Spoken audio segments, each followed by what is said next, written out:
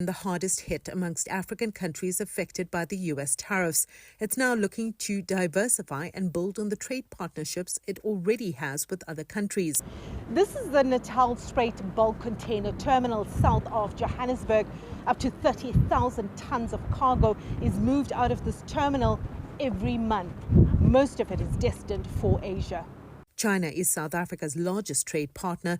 The bulk of South African exports to the Asian giant comprises minerals and agricultural products.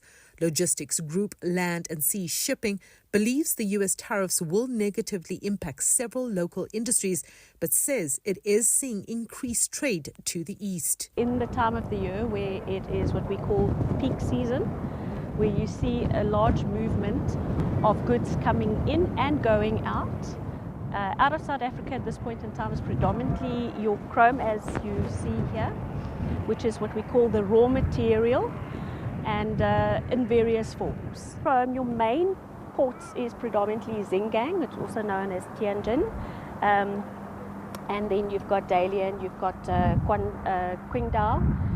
Depending once again what you are taking into China, you can also have then Ningbo is more import orientated and so forth. But for us going out, those are our main ones: Shanghai, Xinjiang, Dalian. However, for South Africa, which has enjoyed a strong trade relationship with the US, the gains of moving to new markets will only be felt in the long term. Everyone is looking for an alternative to the US.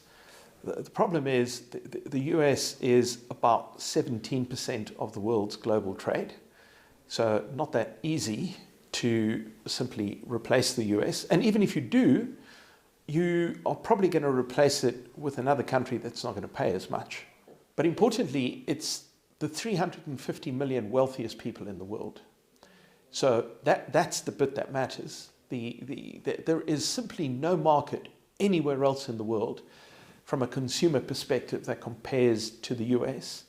And the US is a consumer-led economy completely. So it does not do significant manufacturing.